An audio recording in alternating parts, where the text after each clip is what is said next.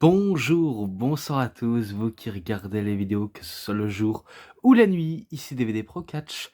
Oui, je suis de retour, et oui, j'en fais encore une review, et que les autres ne vont pas tarder si je regarde, bien sûr, et que non, je n'étais pas du tout loin, c'est juste quand j'ai pas d'autres DVD à faire des reviews, bien sûr, de catch, bien sûr, eh ben, je passe mon temps à regarder des vidéos, que ce soit sur le catch ou les jeux vidéo, n'importe quoi.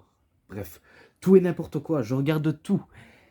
Et que voilà, pour le temps de me mettre à jour, j'avais décidé d'acheter quelques DVD de catch au passage. Et peut-être que j'en rachèterai d'autres si j'en trouve à un bon prix. Mais bon, ce n'est pas le sujet qu'on va parler de ça.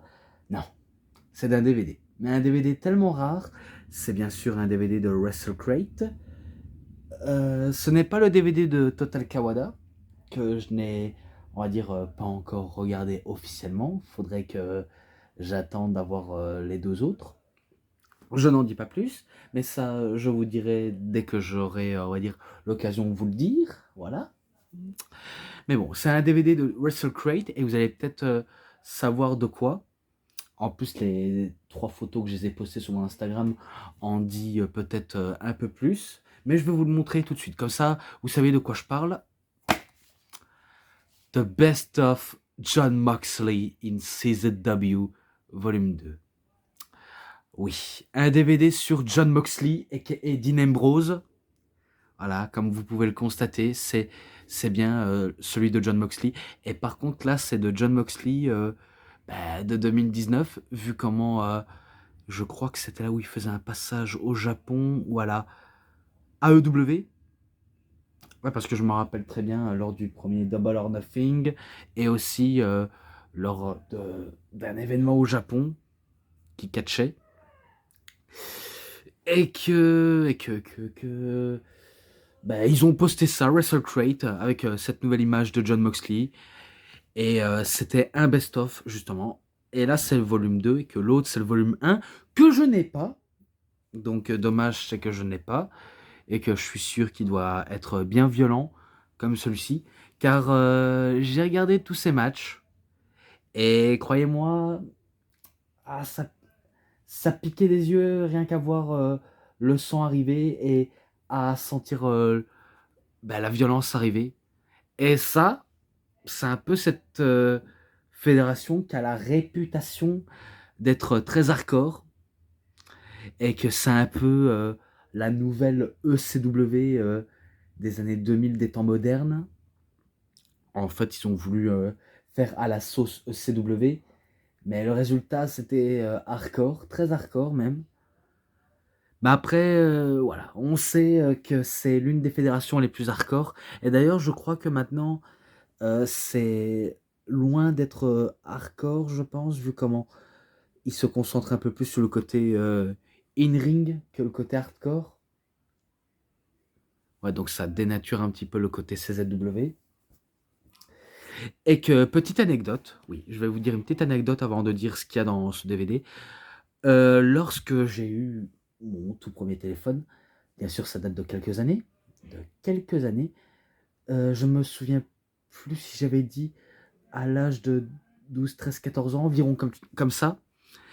Et lorsque je regardais, bien sûr, le catch sur YouTube, il y a quelques années, je pouvais voir les résultats à l'avance avant de regarder à la télévision. Ouais, parce que je regardais à la télévision, même si je sais qu'il y avait le network, mais sauf que le network c'est payant et que je ne savais pas comment m'y prendre. Je me suis dit, j'ai mon téléphone, je veux bien aller me renseigner sur certains lutteurs. Et parmi les lutteurs, il y avait justement Dean Ambrose, John Moxley, et que j'avais vu la plupart de ces matchs, tous ces matchs. Je me rappelais, il y avait 3 chapitres où il y avait les débuts officiels à la CZW jusqu'au départ, le départ de la CZW avant qu'il tente sa chance du côté de la WWE dans le centre performance de la FCW à passer du côté d'NXT, même si à la NXT, il n'y a aucun passage. Mais bon, au moins il aura explosé dans cette fédération, entre guillemets bien sûr, hein, entre guillemets, vu comment c'était pas tout rose non plus. Et ben je m'étais renseigné sur Dean Ambrose, qu'il avait été dans une fédération hardcore, et pas mal de fédérations où il est passé, et que la première impression, je me suis dit, waouh, je pensais pas que Dean Ambrose était aussi hardcore à la grande époque, hein. Eh ben pourtant, rien qu'à voir, là on se dit, eh ben oui, il est très très très violent. Mais bon, au moins c'était la bonne vieille époque où je découvert d'autres fédérations hors WWE, comme la TNA, je connaissais déjà parce que ça passait dans tous les magazines et qu'il y avait les DVD, même si je n'avais pas les DVD au début. Mais bon, je connaissais cette fédération, même si la WCW ne me disait pas énormément grand-chose, mais ça m'a traversé l'esprit et que je voyais ce logo, je me dis qu'elle a existé, comme la ECW, la NWA également, et pas mal d'autres fédérations. Donc au moins, j'étais pas ignare envers toutes les fédérations. Et que au moins avoir un DVD de la CZW, surtout de Jon Moxley, ben, ça me fait plaisir et que je pourrais le mettre avec ses confrères de Shield. Même si je sais que je n'ai pas celui de Tyler Black du côté de la Ring of Honor, ou quelques DVD de Tyler Black. Pas mal aussi de Jon Moxley, Dean Ambrose du côté de la IWA Mid-South, CZW, et d'autres fédérations qu'il est passé. Donc dommage c'est que je l'ai pas, mais au moins ça fait toujours plaisir. Même si je n'ai qu'un seul, au moins c'est mieux que rien. Mais bon, passons à la suite. Par contre, j'espère que YouTube va se calmer parce que l'image qui va suivre est très sanglant. Là ça va, c'est pas très sanglant. Donc là on voit, si je crois bien, Moxley qui taille la tête de Nick Cage, je pense. Ça, c'est quand ils avaient remplacé les cordes en barbelé.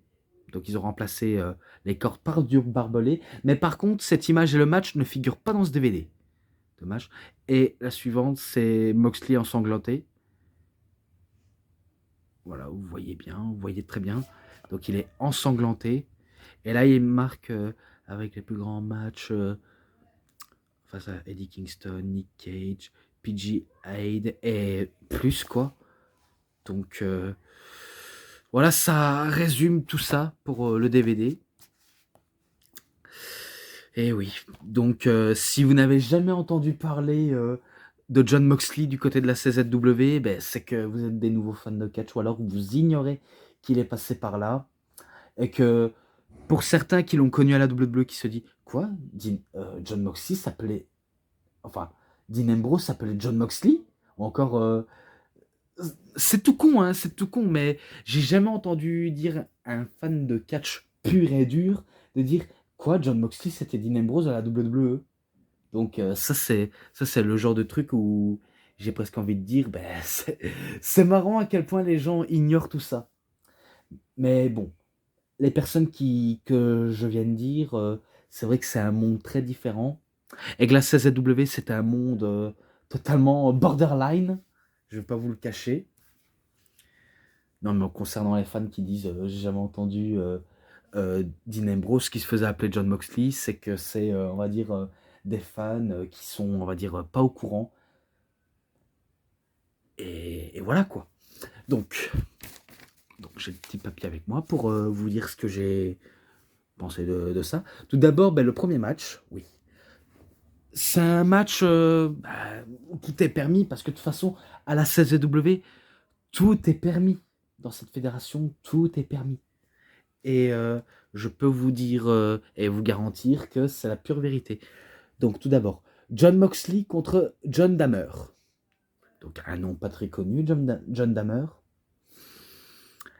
Et non, je ne vais pas en plus faire des résumés, ce que EG a dit sur sa façon de penser de la CZW, parce que je sais qu'il avait, enfin, je pense qu'il a toujours sa collection complète de CZW, comme les IWA Mid-South, que l'a actuellement DVD Pro Catch, WWE Réseau Souvenir, ouais, parce qu'il a les DVD coffrets de IWA Mid-South, et même les DVD japonais, que ce soit les Holy Demon Army, Tiger Mask, The Great Muta, Kenta Kobashi. Je crois qu'il a que ça. Mais sinon, voilà, il a les IWA Mid-South et les DVD originaux de la ECW. Mais sinon, les DVD comme ça, c'est hyper dur à trouver. Surtout les CZW, les ECW, les IWA Mid-South, etc. C'est très très dur à trouver pour moi. Même si je vais sur Vinted, c'est très dur à me les posséder. Vraiment. Et des fois, ça nous coûte la peau des fesses. Et quand c'est pas assez, ben, c'est les DVD de la PWG, la Dragon Gate, la Evolve, la Big Japan Pro Wrestling, la WXW. Et par contre, même sur, on va dire, Vintage, j'ai même vu un gars qui avait une collection de panoplie de CZW, de Big Japan Pro Wrestling, de IWA Eastern Coast aussi. Et que je me suis dit, putain, il a vraiment tout, lui. Il a vraiment tous les DVD hardcore. Et par contre, ce sont des images assez dures à regarder. Je ne veux pas vous le mentir. C'est un peu des images horrifiques avec des mecs qui pissent le sang. Et du coup, ça me laisse dire, cette image me donne pas trop envie. C'est laid. C'est très laid. Et oui, je suis d'accord. Rien qu'à voir les images comme ça, c'est très laid et très gore. Et concernant Moxley, il était ce barbarien, ce barbare, ce psychopathe dans cette fédération, car il n'hésitait même pas à, à utiliser la violence à l'état pur sur ses adversaires. Vraiment. Et quand il allait sur le in-ring, il allait sur le in-ring. Hein, parce qu'il ne fait pas non plus que dans la violence. Hein. Et que là, c'est dans le côté in-ring, même si je crois que John Dahmer voulait le battre sur le terrain là. Moxley le calme direct, mais à la fin, ben, c'est John Moxley qui bat John Dahmer avec un petit paquet, ou alors un peu le glam slam à sa sauce. Je sais plus comment ça s'appelait, mais je sais bien qu'il faisait un genre de glam slam. Et il remporte la victoire. Donc pour ce match-là, je lui mets 3,5. Voilà, directement 3,5. Et le match suivant, c'est contre Brian Damage. Ou Brian Damage. Ouais, Brian Damage. Tout d'abord, ben, ça commence à une promo avec Sami Callihan, avec les deux ceintures. Je crois que c'était ceinture Light Heavyweight Hardcore, titre télévision Hardcore de la CZW, je crois. Je ne connais pas non plus tout, on va dire, les catégories en termes de titres CZW. Moi, tout ce que je sais, c'est le titre mondial de la CZW. Et que je me rappelle que Sami Callihan faisait une promo. Et oui, Sami Callihan faisait équipe avec John Moxley. Vous ne savez pas qui c'est Sami Callihan? Je sais, vous comprenez pourquoi je vous le dis, qui est Sami Callihan. Eh ben, Sami Callihan a fait équipe avec John Moxley ben, dès que John Moxley avait fait ses débuts officiels, je crois, à la CZW, pour former The Switchblade Controversy. Non, Conspiracy. Donc la conspiration Switchblade, on va dire ça comme ça. Eh ben, ils étaient associés dès le début. Et par la suite, il faut savoir, c'est que même Sami Callihan a tenté de faire ses marques à la WWE du côté de la NXT. Sous un autre nom, c'était Solomon Grunt, je crois. Un nom qui donnait pas forcément trop envie. Et que après, il a quitté la fédération pour se lancer ben, dans d'autres fédérations comme la MLW, même la Impact. Il a fait ses marques à Impact, où il a formé le camp ou la faction OVE pour Ohio Valley Wrestling. Enfin, Ohio versus Everything, pardon. OVE. Ouais, j'ai encore le truc avec la Ohio Valley Wrestling. Je ne sais pas pourquoi je dis ça. Donc la Ohio versus Everything, donc OVE. Et il est aussi connu pour avoir capturé le titre mondial de la TNA et aussi avoir fait des gros matchs face à Tessa Blanchard. Au moins, ça vous laisse présager. Même si Kalien, il a fait d'autres matchs en dehors de la TNA et en dehors de la CZ, bien sûr, comme la PWG, la WAW et d'autres. Eh ben, je m'en rappelle que les gars dans le public ramenaient leur genre de, de klaxon. C'est pas un klaxon de voiture, vous voyez, c'est un genre de bombe avec un klaxon pour faire qu'on entend à chaque fois quand quelqu'un passe à travers une table ou des carreaux en verre, ce que vous voulez, même des néons. Eh ben des fois, quand vous regardez cette fédération-là, on entendait des rien qu'à sourciller les oreilles. Ouais, ce que je dis n'a peut-être pas de sens, jusqu'à nous rendre sourds à force d'avoir à entendre ce son-là. Eh ben, il est pas content qu'on l'interrompe, il est agacé, il est agressif qu'on l'interrompe, jusqu'à ce que voilà, il menace, il menace le type qui était champion du monde, je ne sais plus comment il s'appelait. Bref, la plupart des mecs je les connais pas, mais c'est pas grave. Eh ben, ça part dans la bagarre, jusqu'à ce que Moxley arrive pour venir en aide à son coéquipier, parce qu'il sait bien qu'il va affronter Brian Damage. Eh ben, le match est lancé entre lui et Brian Damage, et que ça part directement en, en image obscène, avec, avec du sang partout, du sang sur le visage. Je crois que le premier à avoir fait couler du sang, c'est Moxley en prenant une fourchette dans la botte de Brian Damage. Donc il va, on va dire, lui ouvrir le front avec la coup de fourchette. Oui, même avec une fourchette, on peut se couper le front. Oui, oui, c'est exact. Eh ben, je me rappelle qu'il va lui ouvrir, il va lui enfoncer la fourchette dans l'ouverture. Et après quelques secondes, eh ben, ce sera Moxley qui va se faire ouvrir le front à coup de fourchette. Donc il se mange des coups de fourchette et que il hurle douleur tellement que c'est intense, la douleur très intense. Oui, parce que tout est intense. Et que putain, ça c'était vraiment dur à voir, franchement. C'était très très dur à voir. Des fois les matchs c'est pas terrible des fois, mais là c'était on va dire différent. Quand c'est Moxley et Damage qui font le show de l'horreur, on peut être captivé de temps en temps. Et si je crois bien, Moxley avait même pris un fouet pour fouetter Damage. Et au moment du finish, oui, au moment du finish, si je crois bien, Brian Damage fait un package, pas driver, sur le ring, je crois, ou sous la chaise. Non, c'est plutôt sous le ring, pour la victoire. Et après ça, Damage, il se fait attaquer par Kalien, et que Moxley reprend ses esprits pour passer à l'attaque et de détruire Damage. Donc ce match-là, vu comment c'est la fin, je lui mets 3,40, pardon, je lui mets ça. Et là, oui, elle là, c'est drôle de voir.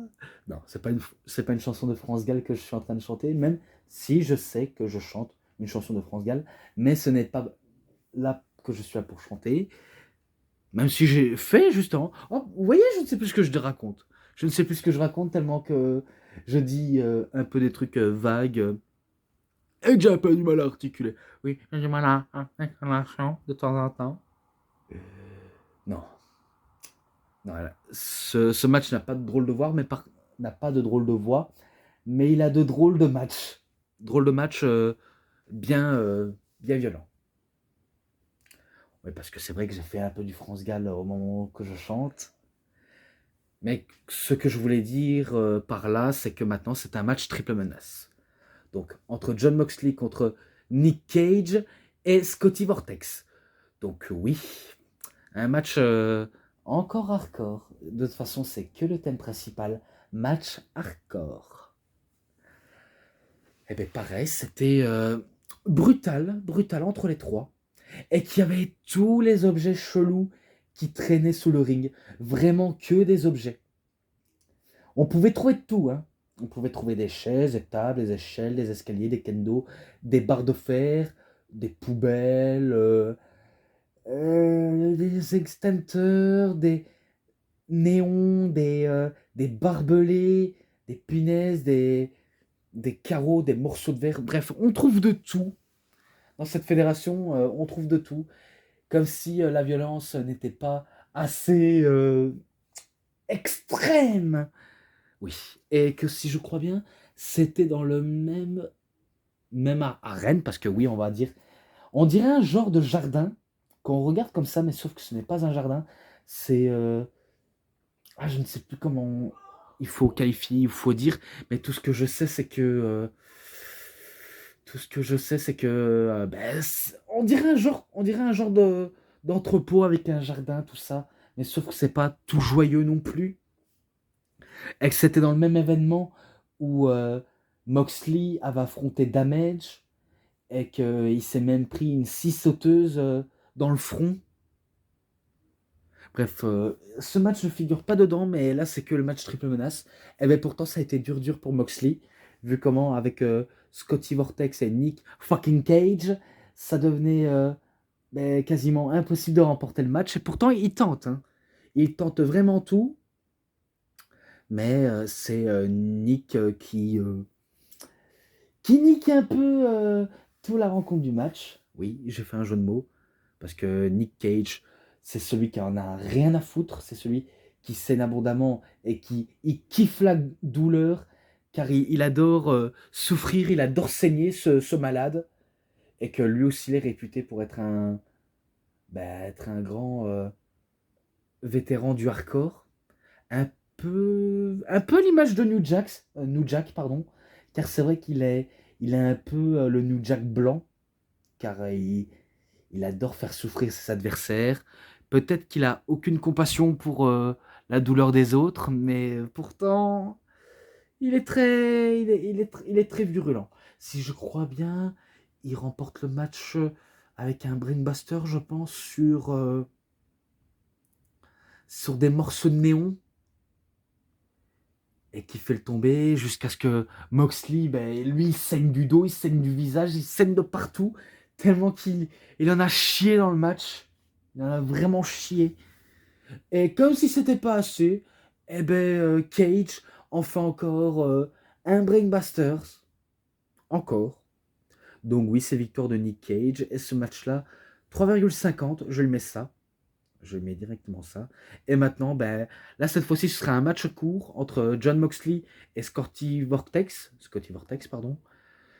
Oui, donc très court. Tout d'abord, je me rappelle peut-être qu'il fait une genre de petit promo.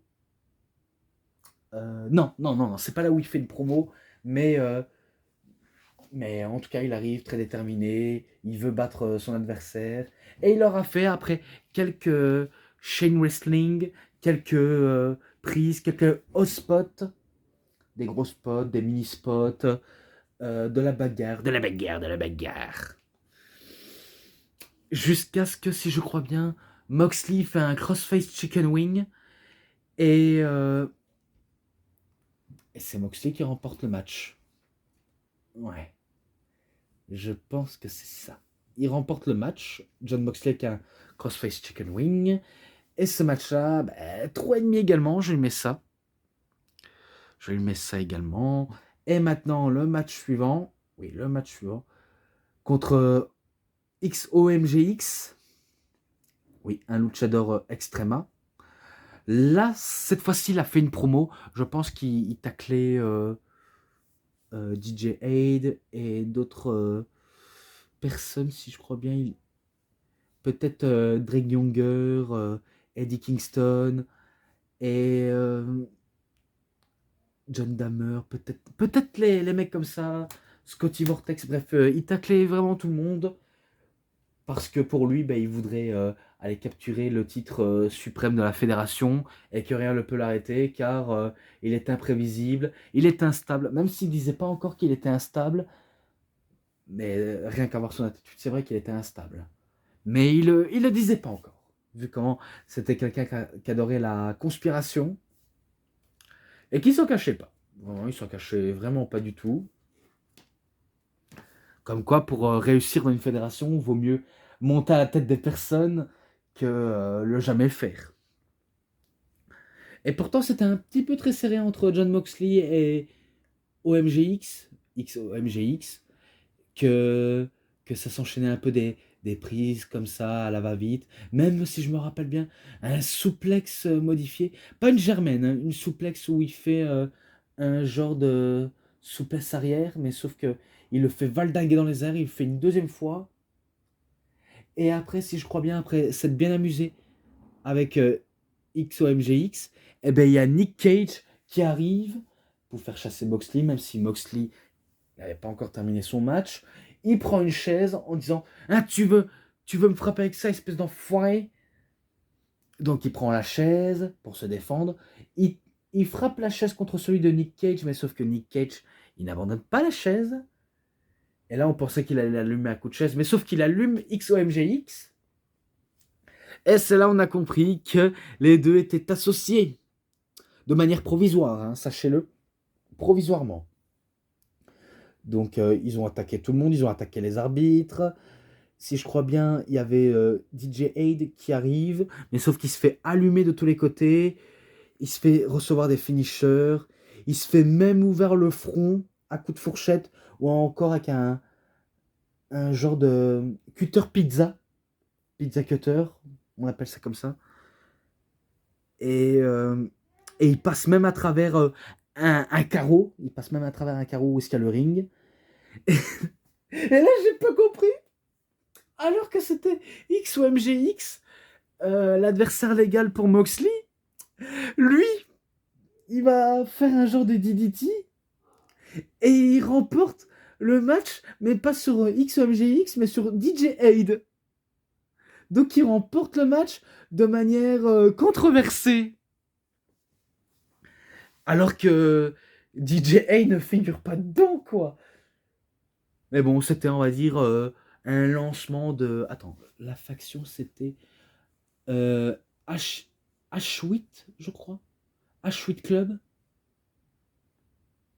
Donc c'était la petite faction de Nick Cage, où il faisait équipe avec Nate Attreed. Nate Attreed. Bon, après, il y a même aussi Sami Callihan dans Switchblade Conspiracy. Donc ça fait un peu l'effet de l'équipe là. Mais bon, c'est victoire de Moxley de manière controversée. Celui-là, je le mets 3,50. Je sais, 3,50 de manière controversée. Mais voilà. Maintenant, match à 6 par équipe. Jon Moxley avec les H8 Club. Donc, équipe composée de Nate Adrid, comme je l'ai dit. Avec Nick Cage contre DJ Aid, celui qui s'était fait agresser. Avec Drake Younger et Eddie Kingston. Oui, Eddie Kingston, que vous connaissez du côté de la AEW. Peut-être si vous suivez cette fédération, ou pas, mais au moins je le dis, ça vaut le coup de le dire. Et bien là, c'était voilà, des changements rapides, tag. C'était pas, on va dire, encore du hardcore, même si ça le pourrait. Mais ils avaient décidé de faire un effort de ne pas utiliser encore le hardcore. Mais bon, ils tentent. Ils ont tout tenté, de toute façon. Ils ont vraiment tout tenté. Et que ils ont voulu essayer de mettre à bas le H8 Club, Eddie Kingston, Drake Younger et DJ Aid. Mais ça n'a pas suffi. Vraiment pas du tout suffi. Et que si je crois bien, celui qui va subir le tombé, c'est Drake Younger, je pense. Mais c'était pas un match à élimination, je pense pas. Non, je pense pas que c'était un match à élimination. Ce serait, on va dire, très facile. Mais c'est victoire de l'équipe de Moxley avec H8 Club. Celui-là, je lui ai mis un 3,60 parce que j'ai trouvé un peu épique. Un peu, hein. Même si un peu, il se cache un peu quelque chose. Mais je lui mets ça quand même. Voilà. Et voilà. Maintenant, le dernier du DVD, après, je dois me retirer. Jon Moxley contre Nick fucking Cage. Oui. Pour le titre du monde poids lourd de la CZW, sachez-le. Et que les mecs peuvent faire ce qu'ils veulent. S'ils veulent amener des objets très dangereux, ils le feront quand même. Et c'est même lors de ce match où, si je crois bien, Moxley, il va se prendre un pizza cutter dans la bouche.